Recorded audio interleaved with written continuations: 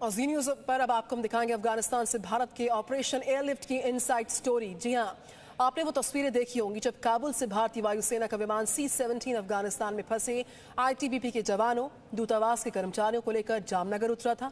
लेकिन क्या आप इस बात से वाकिफ हैं, क्या आप इस बात को जानते हैं कि यह मिशन एयरलिफ्ट कितना मुश्किल था? जी मीडिया संवाददाता मनीष शुक्ला और ब्रह्म प्रकाश दुबे की एक्सक्लूसिव रिपोर्ट पर नजर। नमस्कार देवियों और बहनों, भारत माता की जय। काबुल से जामनगर भारत जाने 15 अगस्त का दिन पूरा हिंदुस्तान आजादी का जश्न मना रहा था, लेकिन हजारों किलोमीटर दूर काबुल में एक खास मिशन की तैयारी चल रही थी। वो मिशन जिसका मकसद था मिशन एयरलिफ्ट से अफगानिस्तान में फंसे एक एक भारतीय की सुरक्षित घर वापसी।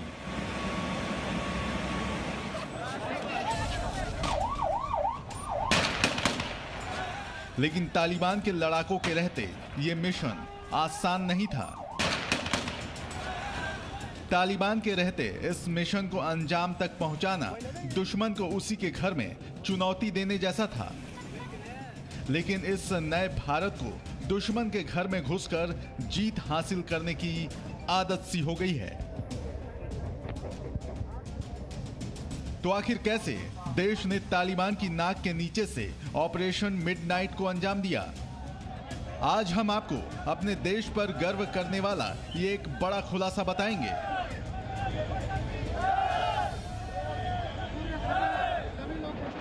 पंद्रह अगस्त 2021 रविवार, ये वो तारीख है जिसमें एक ओर भारत आजादी का जश्न मना रहा था तो दूसरी तरफ तालिबान ने काबुल पर कब्जा करने का दावा कर दिया था।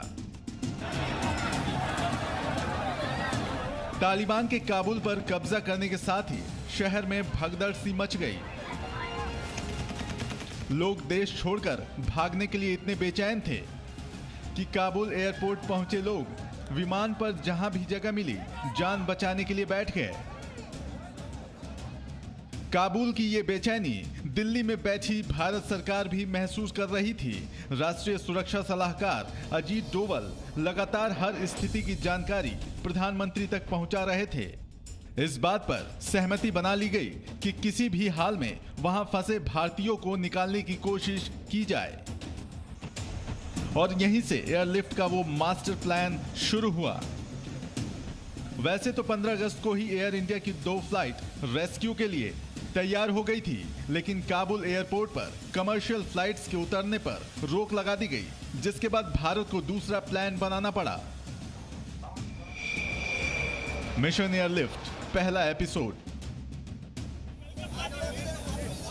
तो मिशन एयरलिफ्ट के पहले चरण में भारत की रणनीति ये थी कि कैसे भी काबुल में वायुसेना का विमान लैंड हो, और इसके लिए जरूरी ये भी था कि पाकिस्तान या फिर ईरान का एयर स्पेस न इस्तेमाल किया जाए।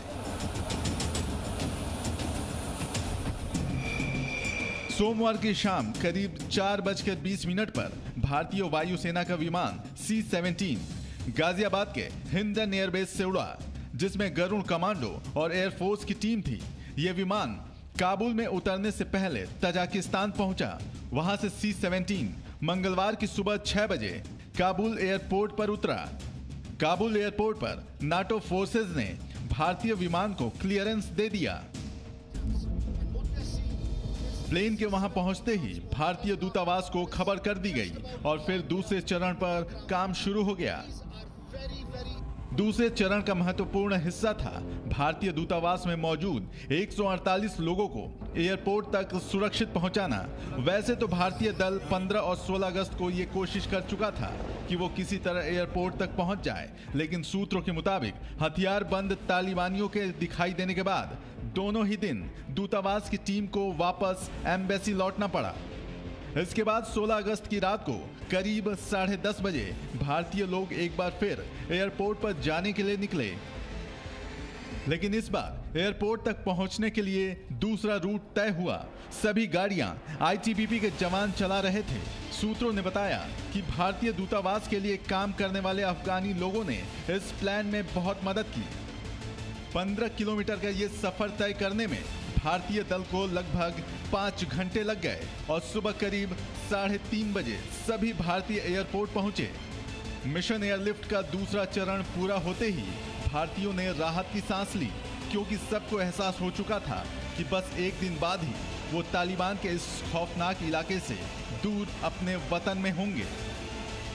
सुबह करीब 6 बजे भारतीय विमान C-17 ने एयरलिफ्ट के आखिरी चरण की शुरुआत की और सुबह करीब 11 बजे जामनगर में प्लेन की लैंडिंग के साथ ही यह मिशन अपने अंजाम तक पहुंच गया। मिशन एयरलिफ्ट के लिए ऑपरेशन मिडनाइट से जुड़ी ये एक्सक्लूसिव जानकारी जी न्यूज संवाददाता मनीष शुक्ला और ब्रह्म प्रकाश दुबे ने देश को दी है। इससे पता चलता है कि तालिबान की गोलियों के बीच काबुल की गलियों से भारतीयों का निकलना मुश्किल था, लेकिन इरादे अटल थे और संकल्प अफगानिस्तान में फंसे हर एक भारतीय को बचाना था, जो इस प्लान से पूरा हुआ। मनीष शुक्ला और ब्रह्म प्रकाश दुबे के साथ ब्यूरो रिपोर्ट जी मीडिया।